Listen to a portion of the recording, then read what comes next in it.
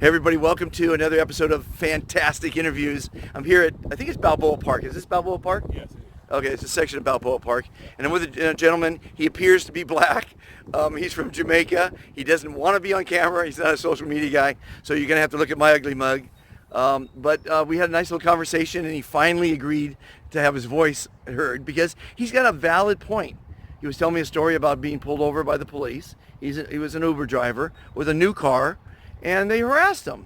And it's a black and white world, and he's going to tell you some of his thoughts. And I think you need to hear it because we need to. One of my things is we need to get rid of the greed, the selfishness, and the litigiousness of the world, but we also need to get rid of the bigotry. So this gentleman will explain how, as a 58-year-old man from Jamaica, which is a very fantastic country, if you've ever been there, and he's here in America, and he's being treated misjustly. Is that the way you put it politely? Go ahead. Take it away. Oh yeah. I mean, in my views, I never grown to hate. Because if I was a hater, then I would hate a lot of people. You know what I mean? But when it comes to harassment and the police, I have nothing good to say about the police. Right. Here. No way. Because for one, I used to live on University Avenue when I just got here. Okay. And I used to grow dreads and all that, And there was this liquor store about 2 blocks from my house. Right. And I can tell you something.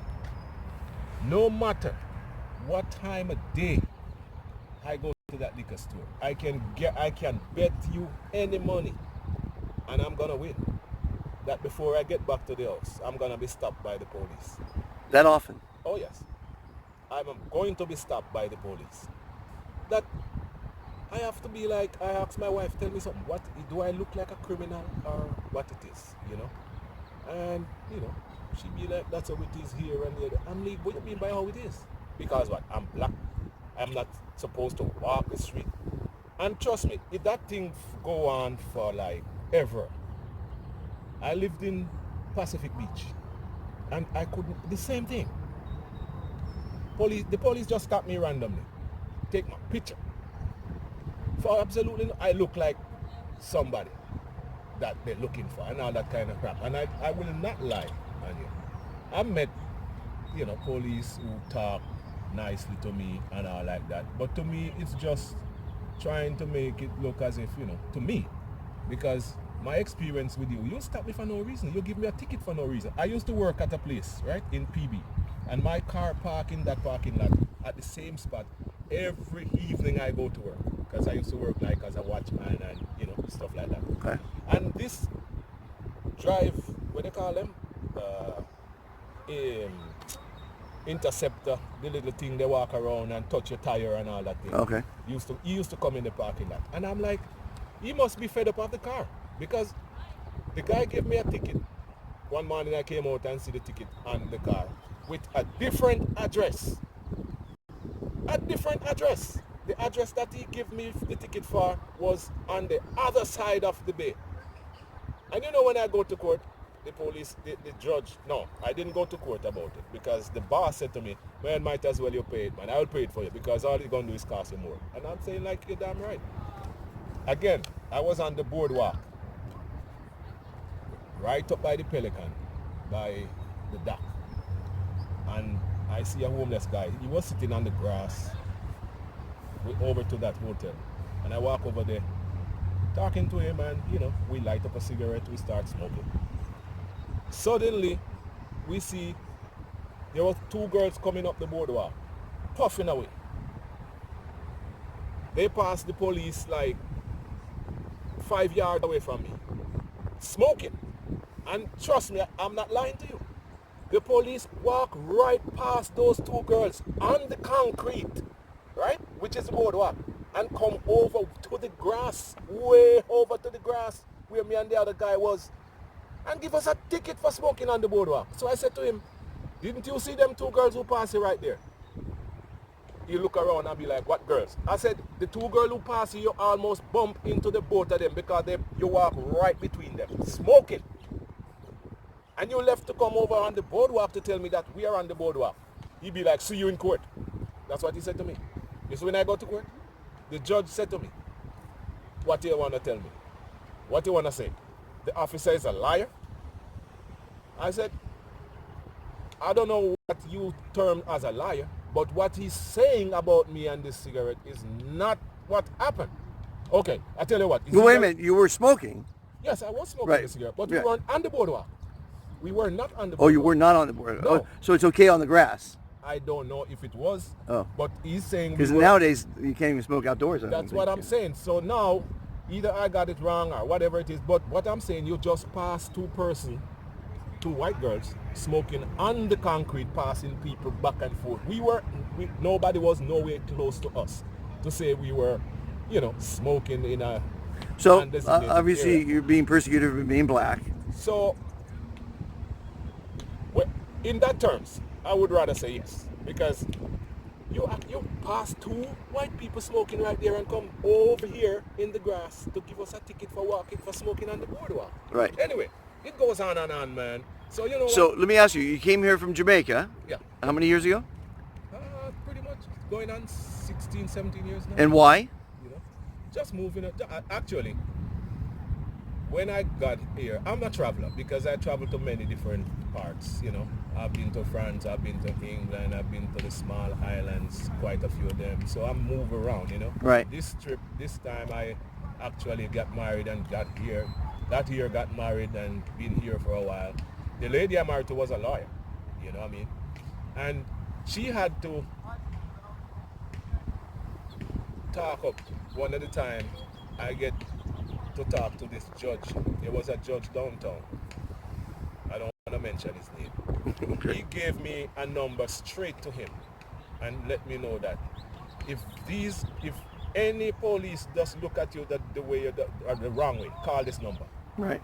And that's when things kind of, slow down. They don't bother me no more. Okay. Because them even handcuffed me once for sitting down waiting on my wife once on University Avenue.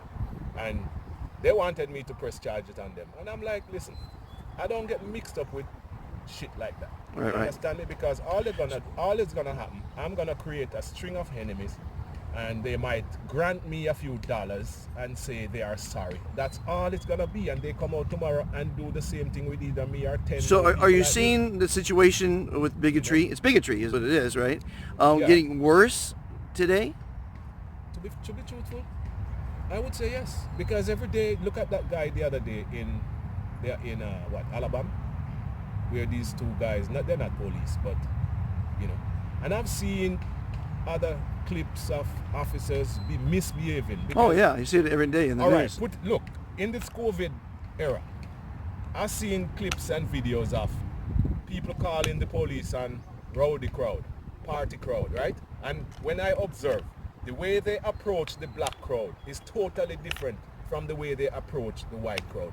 They're rushing to the black crowd, grabbing people, hitting motherfuckers, throwing them down on the ground, beg your pardon for my language. The white crowd, they walk up and ask them to break it up or talk to them so diligently that I am like, imagine that, look at that. You look at the difference, you know what I mean? You look at the difference. So it's obvious that once you are a Negro, you have to be careful the way you even walk down the street, because you can be shot, you can be killed, you can be arrested for no apparent reason. I guess certainly don't run down the street. Yeah, good. Right? In that sense. You certainly don't want to run down the street. Don't jog down the street. Don't be jogging. Right. Black people can't jog nowadays, No, ladies and don't be gentlemen. jogging What about down the the other street. countries? Did you find anything close to I've never really run into racism. Not that it's not there, but I never really lived there for no period of time, no more than maybe 3 or 4 months at a time in some places. And it's just a mixed thing, it's just mixed. The racism is there, but the blatant outpour of it, I see most of it here. Yeah, that's a shame. Because a person know that here, they can shoot you and just go in there, and luckily we have camera these days, or else a lot of these things would be wiped under the carpet. Correct. And they keep doing it, and nothing comes out of it. Right, you know right. what I mean? And trust me, only thing I can say, sometimes we black folks put ourselves in The bad situations. yes, in the position to be stepped on Right. most of the time. Right. Because number one, And there's been celebrities, black celebrities, Oh, yes. that Oh, yes. that got in trouble You because know? they weren't recognized, and they, right, because they don't recognize that's not that celebrity's any better or worse than you. No, You know what I'm saying? But I mean, because he looked like a common guy. Exactly. You know, you run up on him and do what he's still black. Yeah, you could, when you realize who he is, then you're gonna step back. you Billy know? D. Williams, you know, I mean, But come on. I would just hope. I take a look at the educational system. When you look, and it's privileged, because even black folks, most of them grow up in the ghetto, poor life. Once or twice you find that some of them will forge the brutality and disrespect and whatever and go through, and then they put him on a pedestal. You notice when a black person get accepted in college or in one of them institutions, apart from the penitentiary, you see it on the news. You see it in the papers. This black kid was accepted in Harvard. What the fuck is that? Big news. Big news.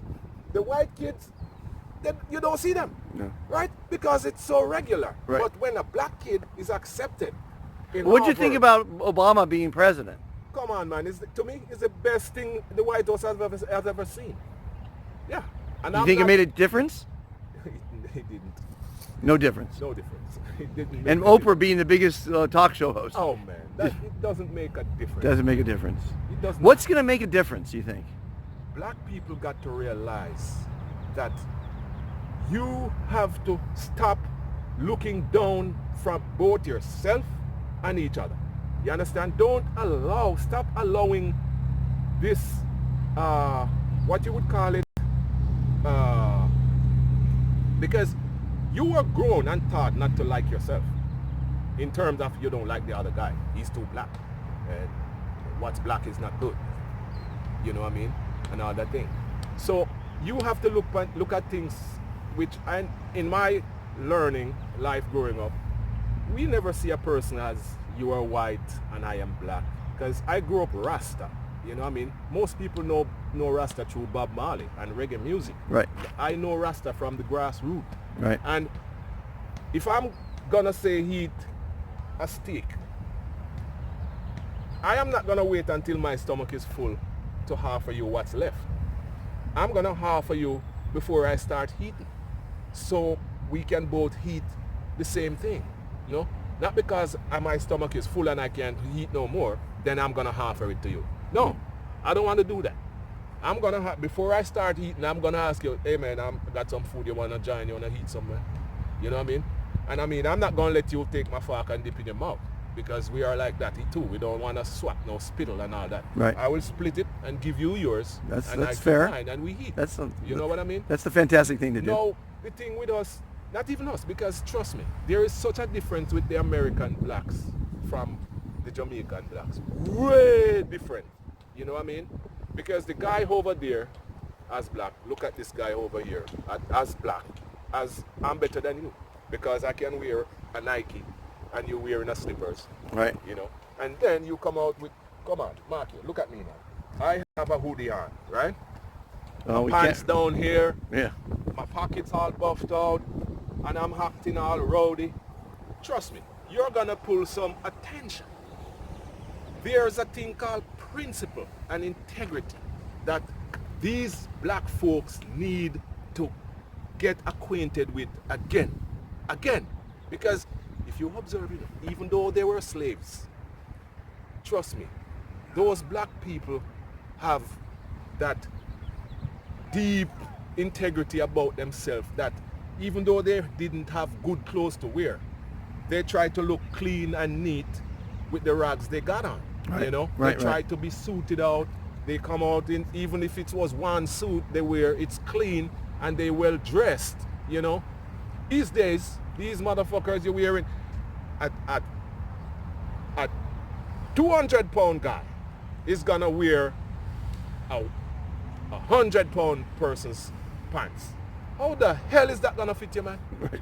I never see nobody with their waist down by their knees Well, everybody wears their pants underneath their butt. Why? It's like ridiculous. You got two hands. I don't understand that. And one of your hands. But how is has it that doesn't fall down? That's what I don't get. Some of them pin that shit onto the underwear. All right. Oh. Or they got a belt that they draw the belt so tight around the legs, not the waist. I they just got to don't. be walking I like this. just don't get now, that. If you say you're a bad man, how you're gonna fight when you can't even walk? Right. One of your hands got to be holding your pants up on your legs, not your waist, and the other hand got stereo in it with the phone blasting some kind of rhythm. You can't even understand the language they're speaking. Yeah. Because it's all about how many guns I got and bitches and money and all that bling bling thing, and there is nothing your sibling or your peers or anybody can learn from what you're really spitting out, because all it's telling you to go do something that's not even it doesn't support nothing. Neither you if you could be a green man for all like it. Right. Because I don't see you for your color. I don't see you with 4 eyes and I got 2. Right. They talk about the third eye, you can't even see that shit. Right. You know what I mean? I got to thank you for the interview. Oh, yes. I think you'll go on forever like this. For someone who didn't want an interview, you did a fantastic job.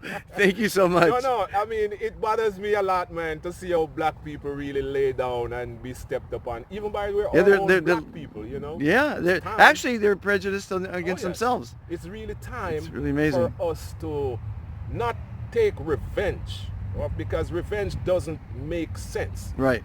It's time for us to embrace a revolution. And when I say revolution, I don't mean go burn people place down and shoot people and kill people. Revolution doesn't mean destroy anything. Right. It means a turn, a change. Mental.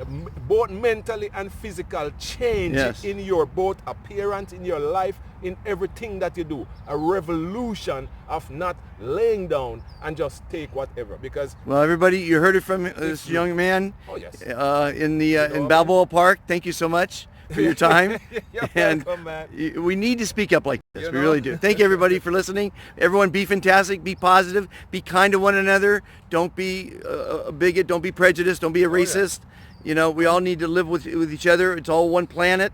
We all have COVID. So. And one more thing is, you cannot expect to go lay on the train tracks and then you're going to blame the train or the driver for running over your ass. Okay? The train didn't leave the track and come to run over you. Correct. You laid on the track. So get that in your head. You create your own destiny, everybody. All right. Everybody, be fantastic. Join the movement. One love, you know? Talk to you later. Bye, everybody. Overpopulated cities around the world have caused people to become a greedy, selfish, and litigious society. Would you like to be happier, live longer, never be forgotten, and help make the world a kinder, more civil place? It's actually easier than you think. Every day you're asked, how are you? Instead of saying good, say I am fantastic. It will make you look better, feel great, and reduce your stress. Making the world a better place starts with each person. Please join the Be Fantastic movement today. What you want to be, you can be. Be fantastic. I met Dr. Fantastic along life's way, and I heard him say, you are fantastic, yes you are. You are fantastic, you're a